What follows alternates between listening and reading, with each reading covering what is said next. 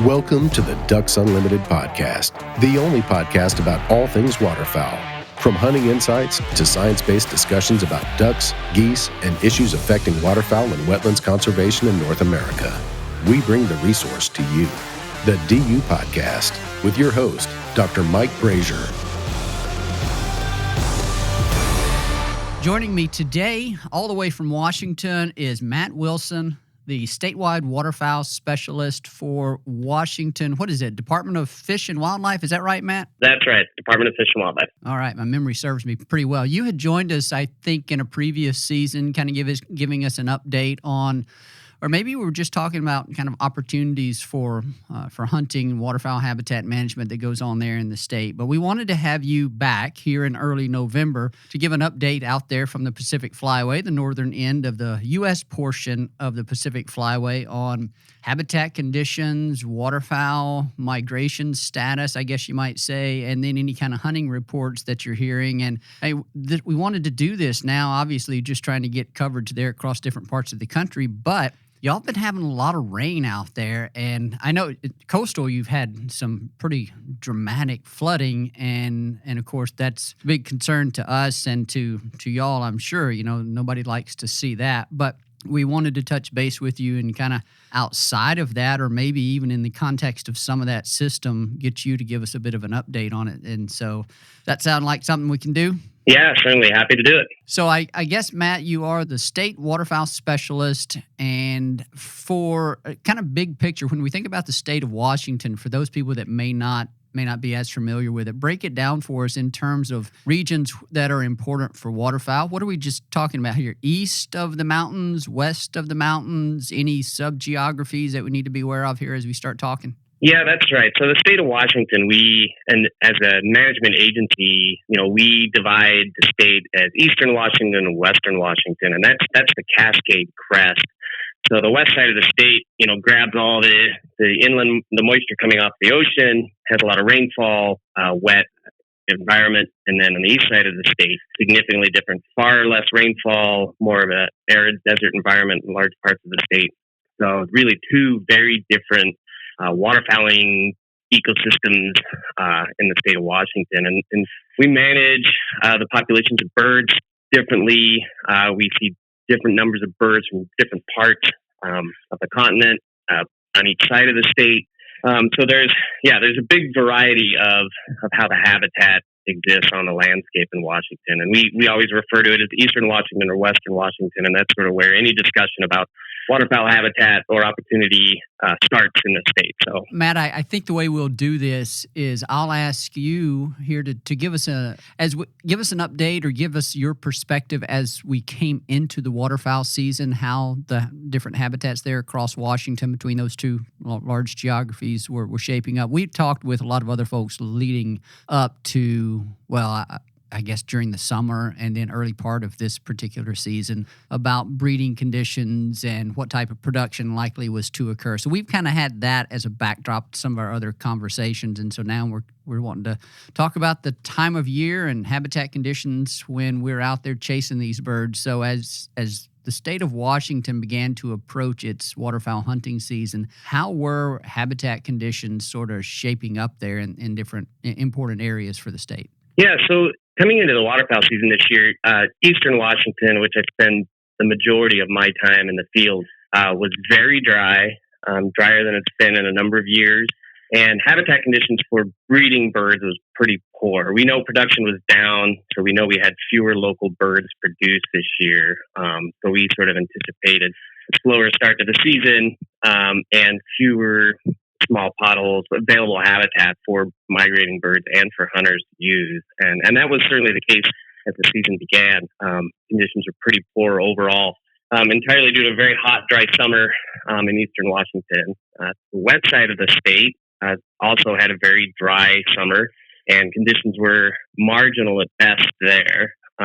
There's always more water available and a little better habitat just because there's more rainfall, but it was a very hot and dry summer as well on the west side of the state leading into the season, which complicates production and opportunity for hunters. So is it fair to say that this was a bit below average habitat conditions coming into the hunting season? We're below average pretty much across the state. Yeah, that would certainly be a fair assessment.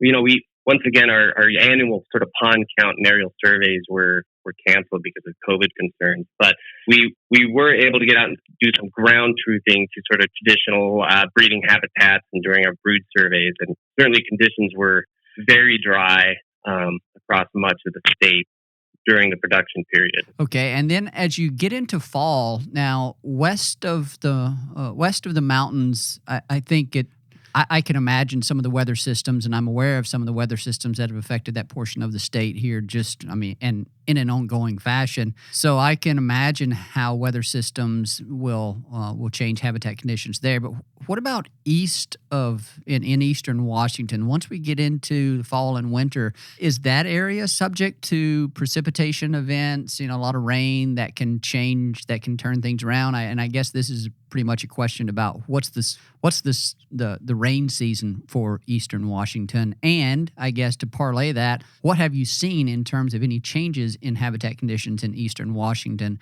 over the past couple of months? Yeah, so over the last couple of months, we have seen a significant increase in rainfall and moisture already this year. There's some anticipation of it being a wet winter in the Pacific Northwest, and we've already seen some of that here in eastern Washington. I was out just yesterday checking on some of the wildlife area fields, and there's actually some green up, which is a little early just because we have received rainfall. With these massive weather systems that are hitting the West Coast, some of that moisture makes it over the Cascade Crest, with snow in the mountains, and it has brought even the river levels on the east side of the state significantly higher. So habitat conditions have improved dramatically in the last couple of days, frankly, on the east side of the state, as well as the west side, for the portions that aren't underwater. Well, let's talk about that a bit. The western portion of the state has obviously, as I introduced a few minutes ago, been subjected to some, record rainfall, record river levels. I've seen some of that on the Weather Channel.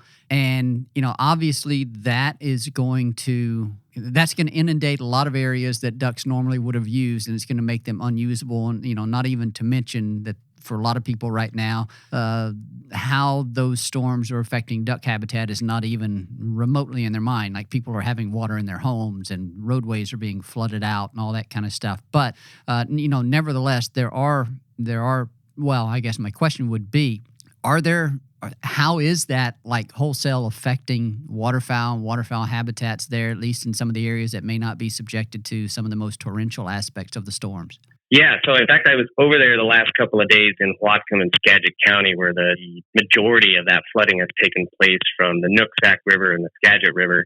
And it was very significant. I saw it firsthand. I was checking on a couple of our hunting areas that are managed by the Department of Fish and Wildlife. And I can tell you that there was so much water available everywhere that the birds that were in the area, new to the area, were dispersed over everywhere. I mean, it's hard to paint a picture of it, but there is so much water everywhere that the birds were highly dispersed. I know of several of the hunting blinds that we have available in wildlife areas had 4 to 5 feet of standing water in them. The good thing about that will come of it, though, is there is a recharge in the sort of the water table in the area. There's more water available, and it does tend to recede out of those areas relatively rapidly. It was coupled not only with that storm surge and the rainfall, but the high tide periods of the full moon. So sort of these multiple factors came together to really produce a lot of flooding in the area. And in fact, just the other day, a friend of mine and I, we were out trying to find a hunting opportunity, and we couldn't get around.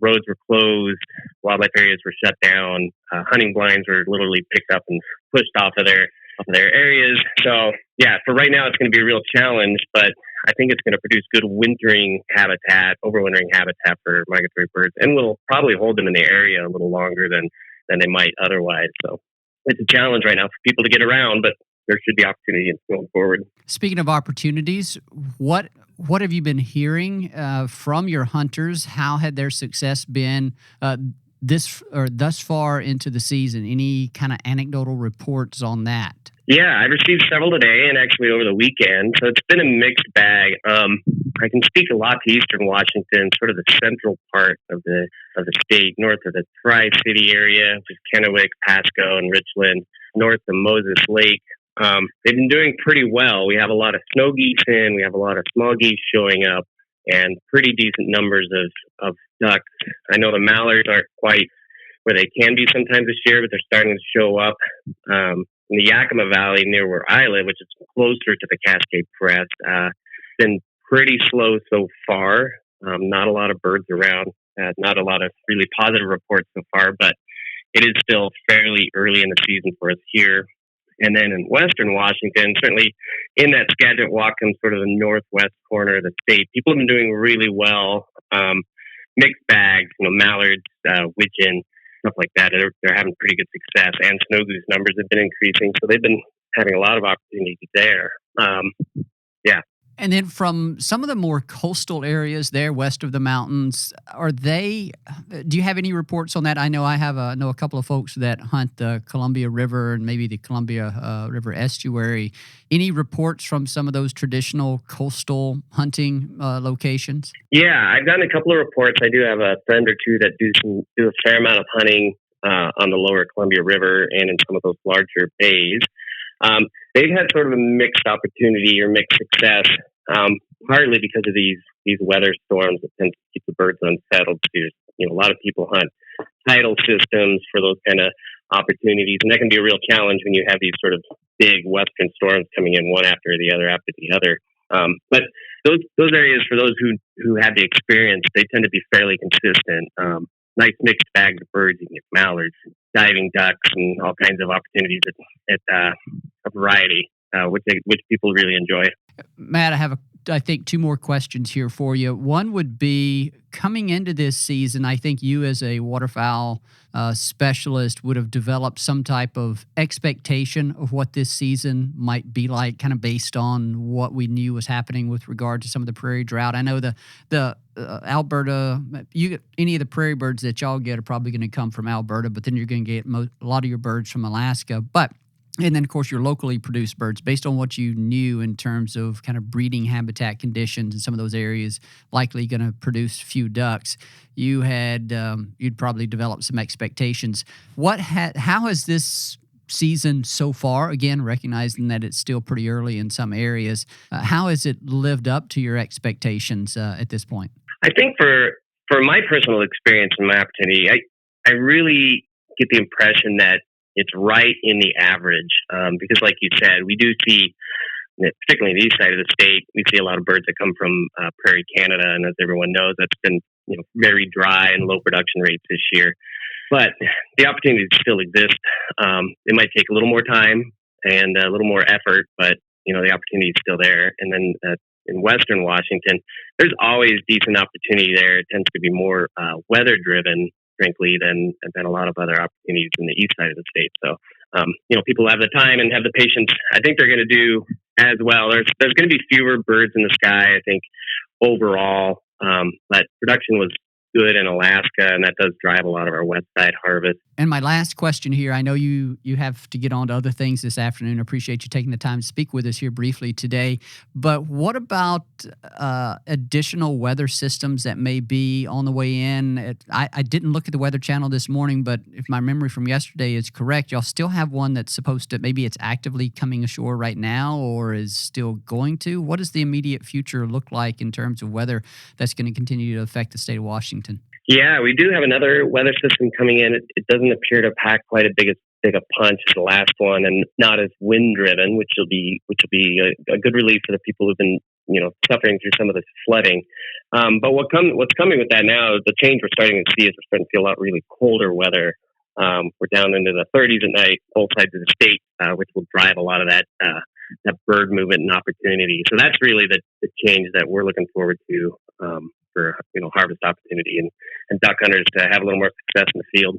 Well, Matt, I think we're going to wrap it up right there. Like I said, we wanted to keep this short and sweet. We know you have other things to do, but we wanted to provide people just a quick update on how things were happening out there in the Pacific Northwest. And we appreciate you joining us here on previous episodes, and appreciate you being agreeable to to chat with us today. And best of luck to you and your constituents for the rest of the season. And of course, here we are right in front of Thanksgiving. So I can't let this go without wishing you and everyone else out there a happy Thanksgiving. Hope people are able to get outside and enjoy the resource. And certainly our hearts go out to those folks that are affected by the flooding. I know all too well from some of the experiences where I've lived and some of the places where I've lived, never been affected by that personally, but some of the people and friends and folks certainly have. I know all too well what a lot of those folks are going through. So hearts and thoughts certainly go out to them. But happy Thanksgiving to y'all, and thank you again, Matt, for joining us. Thank you, Mike. Really appreciate it.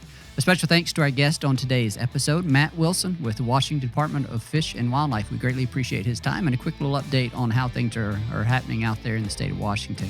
As always, we thank our producer, Chris Isaac, for the wonderful job that he does with these podcasts and getting them out to you. To you, our listener, we thank you for your time and for spending with us, and we thank you for your support and commitment to wetlands and waterfowl conservation. Thank you for listening to this episode of the DU Podcast. Be sure to rate, review, and subscribe to the show. And visit www.ducks.org/DU Podcast for resources based on today's topics, as well as access to more episodes. Opinions expressed by guests do not necessarily reflect those of Ducks Unlimited. Until next time, stay tuned to the Ducks.